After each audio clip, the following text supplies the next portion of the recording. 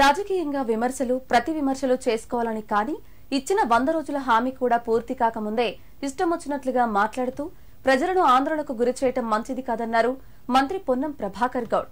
ఎన్నికల్లో ఇచ్చిన వాగ్దానాలను ఒక్కొక్కటిగా నెరవేర్చుకుంటూ పోతున్నామన్నారు. దీనికి అందరూ సహకరించాలని కోరారు. సిద్దిపేట జిల్లా హుస్నాబాద్ నియోజకవర్గంలో మంత్రి పొన్నం ప్రభాకర్ గౌడ్ పర్యటించారు. ఈ సందర్భంగా పలు అభివృద్ధి పనులకు శంకుస్థాపనలు చేశారు. హుస్నాబాద్ నుంచి మహమ్మదాపూర్ వరకు 2.5 కోట్లతో నిర్మిస్తున్న బీటీ రోడ్డు పనులను ప్రారంభించారు. హుస్నాబాద్ మార్కెట్ యార్డులో పొద్దుతిరుగుడు గింజల కొనుగోలు కేంద్రాన్ని ప్రారంభించిన అనంతరం మాట్లాడారు. కరీంనగర్ పార్లమెంటు పరిధిలో ఏం అభివృద్ధి చేశారో బండి సంజయ్ చెప్పాలన్నారు. మతపరమైన అంశాలతో ఓట్లు అడగటం కాదని ప్రజాస్వామ్యంగా ఓట్లు అడగాలన్నారు. ఎన్నికల్లో ఇచ్చిన హామీలను ఒక్కొక్కటిగా అమలు చేస్తున్నామని, ప్రజలను తప్పుదోవ పట్టించేందుకు బీజేపీ యాత్రలు చేస్తోందని విమర్శించారు. 48 గంటల వ్యవధిలో ఇచ్చిన హామీలలో మహిళలకు ఆర్టీసీ ఉచిత ప్రయాణం, 10 లక్షల ఆరోగ్య బీమా ప్రకటించిన ఘనత తమదేనన్నారు.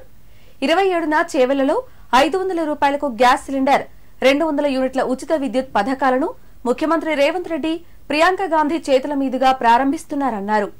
మేము గ్యాస్ సిలిండర్ 500 రూపాయలకు ఇస్తున్నామని, కేంద్రం నుంచి 500 రూపాయల రీఫండ్ ఎప్పుడు ఇస్తారో బండి సంజయ్ చెప్పాలని మంత్రి పొన్నం ప్రభాకర్ డిమాండ్ చేశారు. మంగళవారం నాడు సాయంత్రం 4 గంటలకు చేవెళ్లలో కాంగ్రెస్ పార్టీ ఇచ్చినటువంటి గ్యారంటీల్లో భాగంగా మహిళలకు 500 రూపాయల సిలిండర్ పథకాన్ని, 200 యూనిట్ల ఉచిత విద్యుత్కు సంబంధించిన కార్యక్రమాన్ని రేపు లాంఛనంగా మా నాయకురాలు ప్రియాంక గాంధీ గారు, గౌరవ ముఖ్యమంత్రి గారు, ఉప ముఖ్యమంత్రి గారు మంత్రులందరం కలిసి ప్రారంభిస్తూ ఉన్నాం. మేము ఎన్నికల్లో చెప్పిన విధంగా వాగ్దానాలను నెరవేర్చుకుంటూ పోతా ఉన్నాం. ఈ కార్యక్రమంకు సంబంధించి అందరూ సహకరించాలని కోరుతా ఉన్నాం.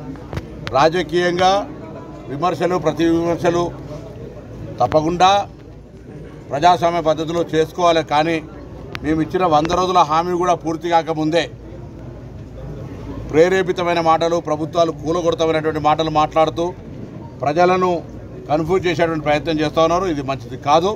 నిజంగా తెలంగాణకు బీజేపీ ఏం చేసింది, బండి సంజయ్ పార్లమెంట్ సభ్యులుగా ఏం చేసిందో చెప్పి ఓట్లాడమని సందర్భంగా డిమాండ్ చేస్తాను. ఈ పథకాల ప్రారంభోత్సవం సందర్భంగా నా తెలంగాణలో ఉన్నటువంటి అక్కా చెల్లెల మహిళలందరికీ కూడా శుభాకాంక్షలు తెలియజేస్తాను.